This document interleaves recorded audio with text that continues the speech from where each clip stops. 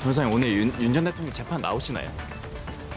법정에서 이게 변호사님 안녕하세요. YTN입니다. 오늘 그 윤 전 대통령 재판 혹시 나오실까요? 안녕 못한 거 아시잖아요. 예? 안녕 못한 거 아시잖아요. 윤석열 전 대통령이 또다시 내란 재판에 나오지 않았습니다. 기력이 쇠해서 계단 오르기도, 오래 앉아있기도 쉽지 않다는 이유에서입니다. 반면 내일 구속 적부심에는 출석할 거라고 하는데요.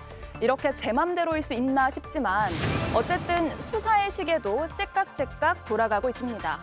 오늘 내란 특검은 언론사 단전 단수와 관련해서 이상민 전 장관의 집을 압수수색했습니다.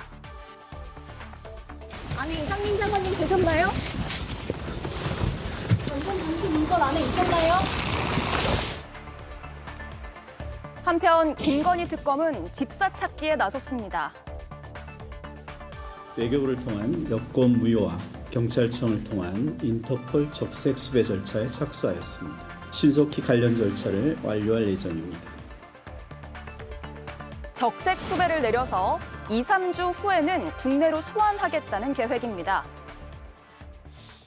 네, 먼저 법조인의 분석이 필요합니다. 김용남 의원님. 네. 또 재판 안 나왔거든요. 예. 오늘은 건강 악화로 어지러움증을 겪고 있다. 구치소 내에 접견실을 가는데 계단 오르는 것도 힘들어한다라고 전직 대통령 측이 주장을 했습니다.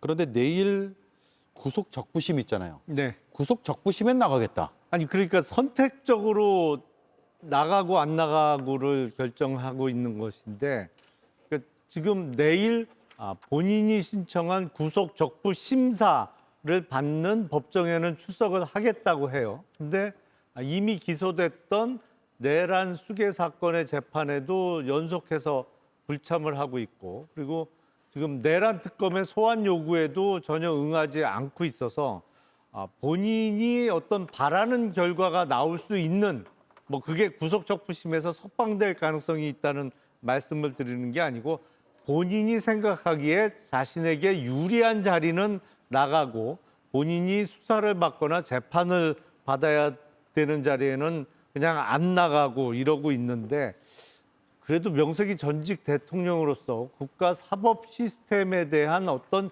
최소한의 존중하는 자세는 보여줘야 되지 않나 싶습니다. 지금 건강상의 이유를 들어서 불출석을 하는데 또 내일 구속적부 심사에는 참석을 한다는 게 앞뒤도 안 맞는 것이고 우리가 며칠 전에도 봤잖아요. 구속영장 심사 받는 그러니까 구속영장 발부 여부가 결정되는 날에도 두 다리로 걸어서 한쪽 손은 그 바지 주머니에다 집어넣고 멀쩡하게 걸어 나오는 걸 봤는데 서울구치소 수감시설이 이렇게 수감 며칠 만에 극도로 건강이 악화될 정도로 그렇게 열악한 환경은 전혀 아니거든요. 우리가 어디 뭐 대단 어마어마하게 수감시설에서 뭐 어떤 그 중병이 금방 걸리는 후진국도 아니고 최소한의 법 존중의 자세는 보여줘야 되지 않나 싶습니다. 예. 이게 정말 단순하게 국민 정서법을 어겨서 국민들이 괘씸하다라고 생각하는 것을 넘어서 법률적으로 오히려 불이익이 있지 않느냐라는 쪽에 궁금증이 생기는데 그것 좀 이따 짚어보죠. 왜냐하면 특검 조사 거부, 자신의 내란 혐의 재판 거부, 근데 자신을 풀어달라고 하는 거죠. 구속 적부심은 나간다라고 하면 구속 적부심에서 받아들일까요? 저는 뭐 받아들일 가능성은 제로라고 생각하는데요. 계단 오르기도 어지럽고 힘들다라고 얘기했는데 내일은 계단을 잘 올라갈 예정인가 봐요. 그러니까 이 현란한 법 기술 때문에 저희가 어지러워요. 정말 너무 부끄럽습니다. 너무 부끄러운 모습이고요.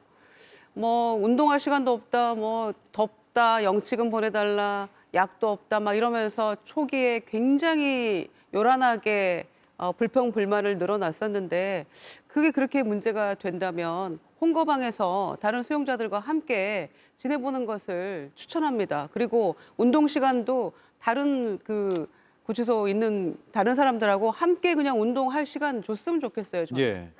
아니 그렇게 바라는 바 아닌가요? 지금 저렇게 굉장히 예. 외로워하는 것 같은데 그래서 지금 그런 것들도 굉장히 특별 대우를 해주는 거 아닙니까? 전직 대통령으로서 안전상의 이유로. 저는 뭐 같이 운동하다 보면 불미스러운 상황 분명히 생길 거라고 생각합니다.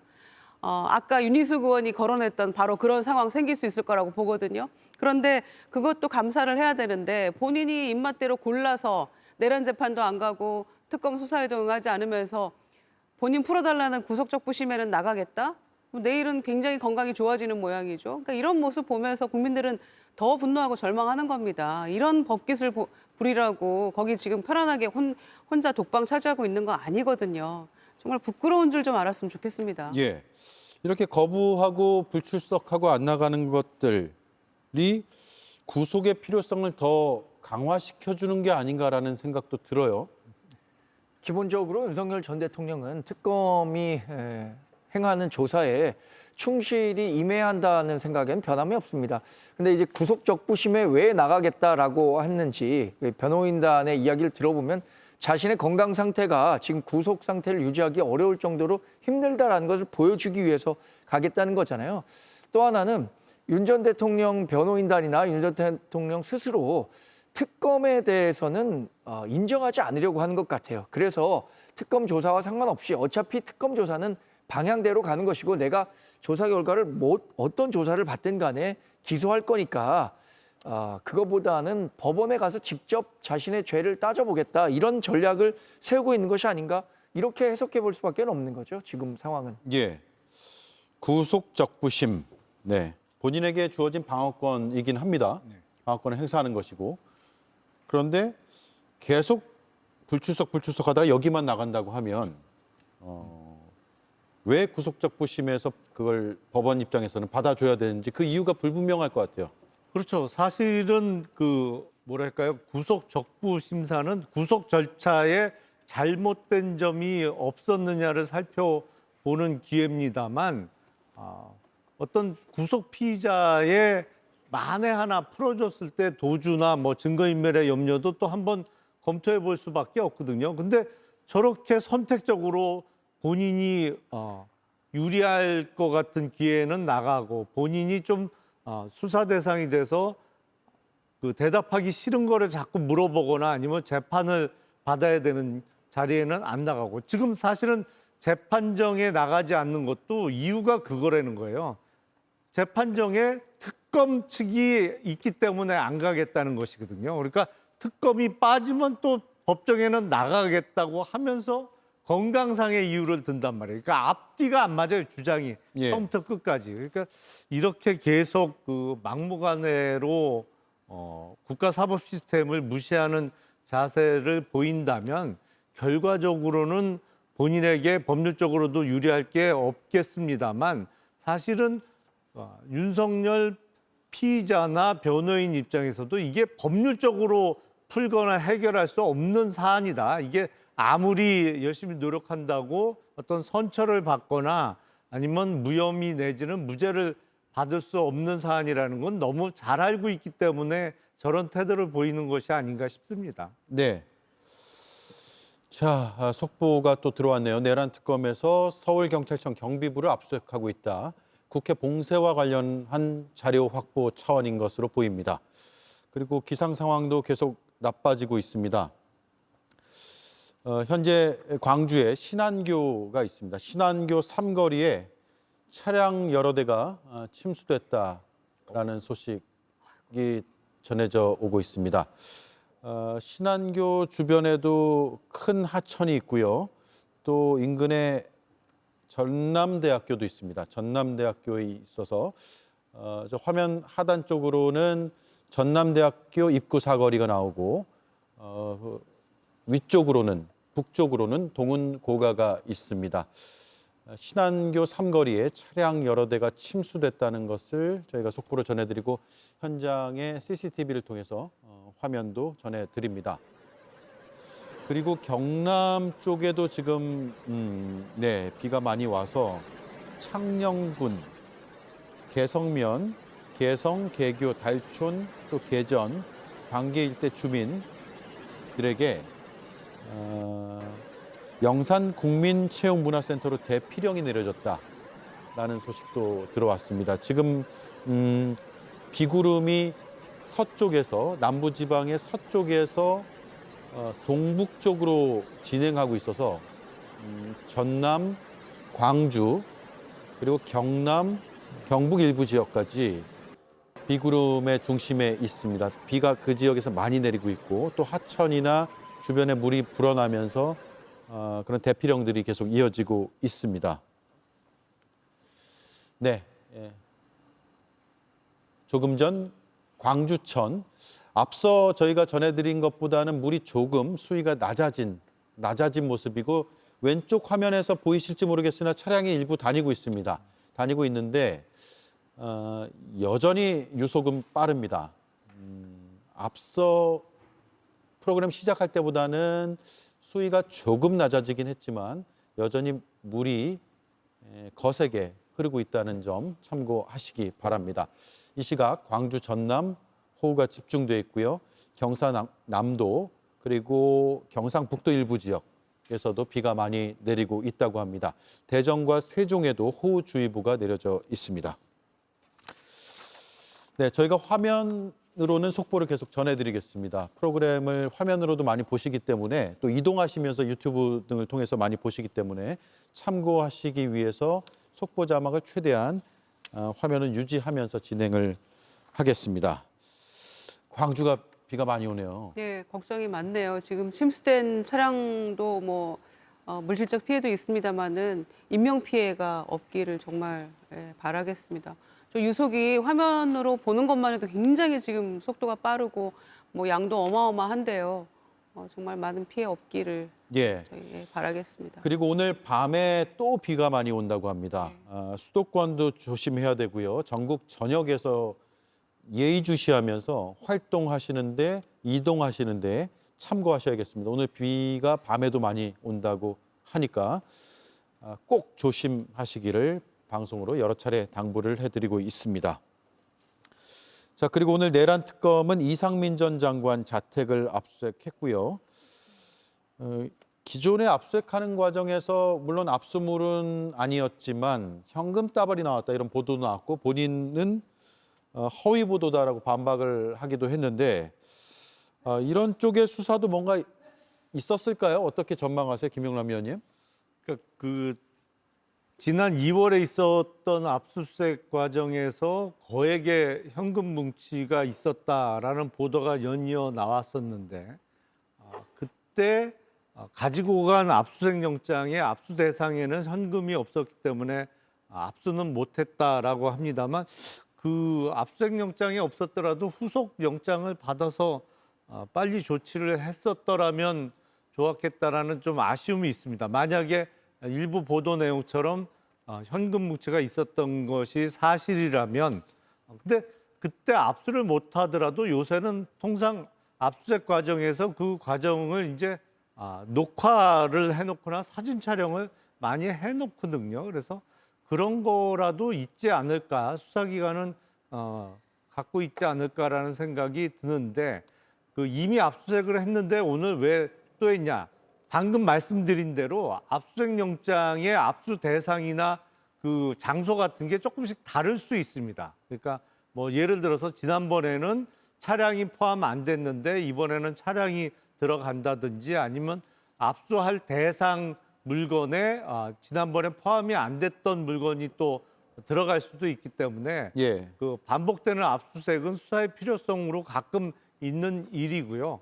이상민 전 장관의 경우에는 과연 비상계엄 선포 전후로 본인이 여태까지 주장했던 것이 사실에 부합하느냐. 근데 이미 사실과 다른 주장을 했던 것은 대통령실에 설치됐던 CCTV로 드러나고 있잖아요. 그래서 단수 조치와 관련해서 경찰청이나 소방청에 전화를 건 것 자체가 법률적으로는 내란 행위에 있어서의 주요 임무 종사자로 적용될 가능성이 높지 않을까라는 생각이 들고 이거는 법정형도 매우 높은 중죄이기 때문에 앞으로 내란 특검에서 소환 조사와 그 이후에 사법 처리가 좀 예정되지 않을까라는 생각이 듭니다. 자, 그리고 집사 게이트, 삼부 토건 의혹 전방위 수사가 이어지고 있습니다. 김건희 특검이죠, 이건. 김건희 특검, 김건희 전직 대통령 부인의 소환 소식은 아직도 안 들려요. 이 김건희 특검은 이제 민중기 판사 출신의 특검이 진두지휘를 하고 있는데 초반에도 내란 특검과 달리 아주 그 준비기를 잘 채워서 굉장히 섬세하게 준비를 한다라는 느낌을 저희가 받았잖아요. 그래서 저는 거의 토끼몰이 하듯이 김건희 여사를 향해서 가고 있다고 생각합니다. 네. 그 주변에는 다 사자 돌림들이 있잖아요. 집사, 책사, 뭐 법사, 플러스 남편은 검사 출신이니까 다 사자 돌림들이 그냥 포진하고 있는데 이 각각의 집사, 책사들이 혐의가 너무 뚜렷하고 또 이미 수사도 상당 부분 진척된 부분들도 있거든요. 그래서 그 교집합을 향해서는 가고 있는 거라고 생각합니다. 특히 삼부토건이 첫 압수수색 대상이었고 주가 조작 관련한 사건들의 인물들이 그래서 결국에는 돈과 또 여러 가지 국정농단들이 함께 이제 버무려진 사건들이 집중돼 있는 거잖아요. 예. 양평 고속도로 건도 그렇고요. 다 노선 변경하면 이게 다 돈과 직결된 문제 아니겠습니까? 그 주변에 땅이 있다는 것 때문인데. 그래서 돈의 흐름을 쫓아서 저는 이 김건희 특검에서 제대로 가고 있다고 생각하고요. 특히 김건희 여사는 이제 조만간 어제 특히 명태균 씨 관련해가지고 강혜경 씨가 이제 그때 여러 가지 내부 고발을 했었잖아요. 강혜경 씨가 조사받고 나오면서 했던 이야기가 생각이 나는데 곧 아마 구속영장 청구할 것 같다. 김건희 여사에 대해서 그런 얘기를 한 바가 있었는데 아마 이제 초반에 말씀드린 것처럼 토끼몰이 하듯 점점 저는 정점을 향해서 가고 있는 거라고 판단됩니다. 예. 자, 그리고 이제 특검을 전반적으로 한번 의견을 구하고 싶은데 사실 특검 통과 과정에서 당론으로 반대하긴 했지만 네. 지금 시점에서 보면 당에서도 특히 혁신을 바라는 당의 이제 당원들이나 구성원들은 윤과의 절연이 필요하다는 데는 이제 공감하는 것 같아요. 네. 특검 수사가 정해진 범위 내에서 적확하게만 이뤄진다면 그런 절연을 하는 데는 좋은 기회가 되지 않을까라는 생각도 들어요. 그래서 특검이 통과되는 과정에서 우리가 반대했었던 논리들은 수차례 말씀을 드렸죠. 구체적이고 예외적인 상황에서 특검이 활용돼야 하는데 정상적인 사법체계 밖에서 진행되는 것에 대해서는 반대한다는 입장이었습니다. 네. 다만 특검이 지금 이렇게 여러 조사를 진행하는 것은 저는 뭐 그 실체를 규명하는 데 도움이 된다는 방향이라면 얼마든지 그 관련해서 참고인 조사든 피의자 조사든 적극적으로 응해야 한다고 생각하고요. 그것이 예를 들어서 뭐 45명이 지난번에 한남동 관저에 가서 공직 수행을 방해했다. 이런 식으로 광범위하게 이른바 이 정치 보복적으로만 흘러가지 않는다면 저는 많은 국민들께서도 호응하는 부분이 있기 때문에 지금 그 수사 대상에 오른 분들은 적극적으로 응해야 할 거고요. 저는 뭐 특검의 이 진행 상황에 따라서 그것이 우리 당의 혁신 또는 뭐 이 변화를 주는 이런 외부적인 압력보다는 우리 스스로 변화해야 한다는 인식이 확산돼서 스스로 변화할 때 더 많은 국민들로부터 호응을 받을 수 있다고 생각하기 때문에 특검 수사와 혁신은 별개의 문제로 말씀드리겠습니다. 네, 알겠습니다. 시간이 한 4, 5분 남았는데 제가 비 소식과 피해 소식을 좀 집계해서 전해드리도록 하고요. 세 분은 여기서 인사를 나누겠습니다. 수고 많으셨습니다. 감사합니다.